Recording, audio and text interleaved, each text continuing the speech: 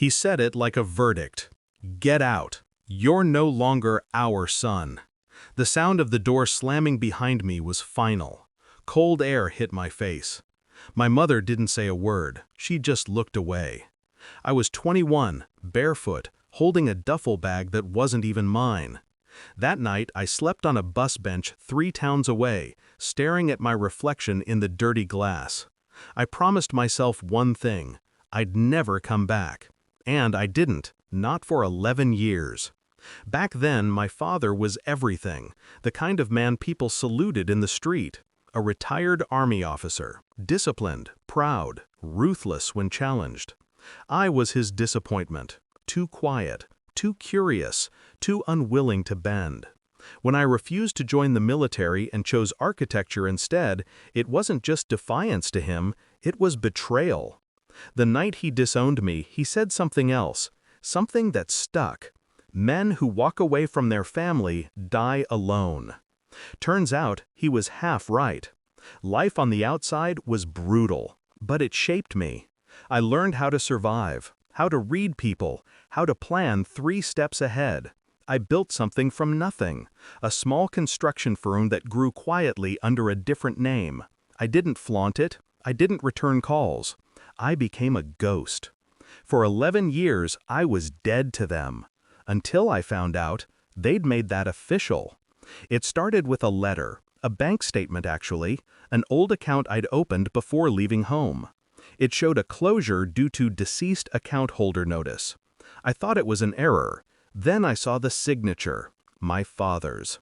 A death certificate followed, issued 2 years ago. Cause of death? Accident.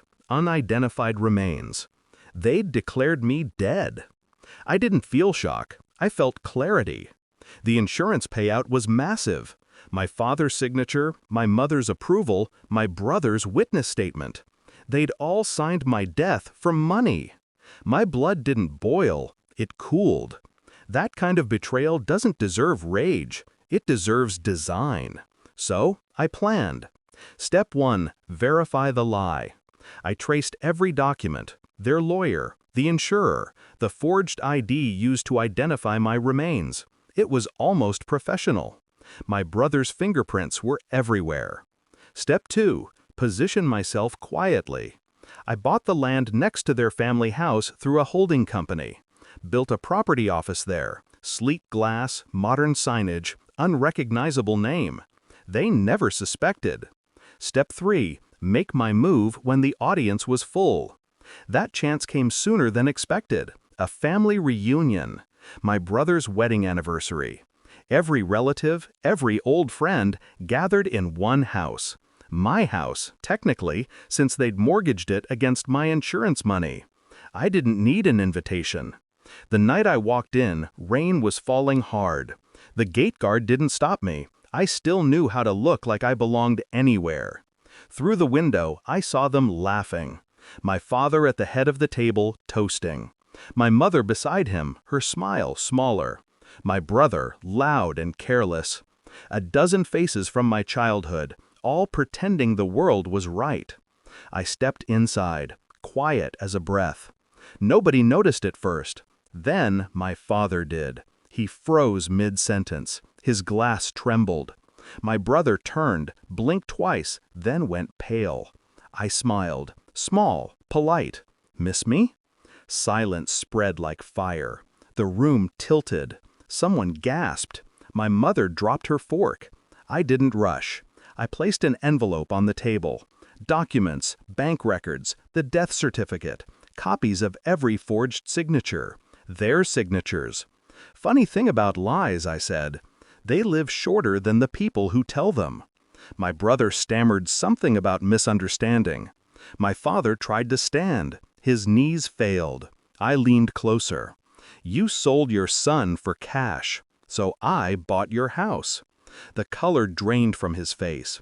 I watched the realization set in, that everything they'd built on my grave now belonged to the ghost they'd buried. Outside, lightning flashed. It lit the room in sharp white. I saw myself reflected in the mirror behind him, calm, steady, alive. They didn't call the police. They couldn't.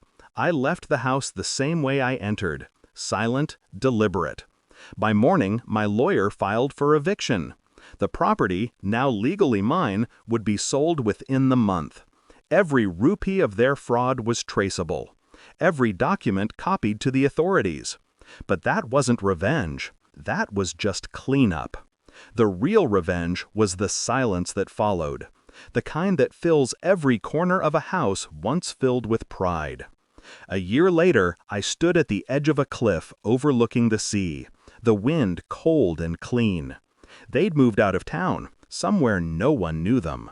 My brother's business folded. My father stopped answering the phone. My mother, they said, barely spoke anymore. I don't celebrate it. I don't need to. When you've been declared dead, you stop living for applause. You live for balance. Then I walked away. Again, this time for good.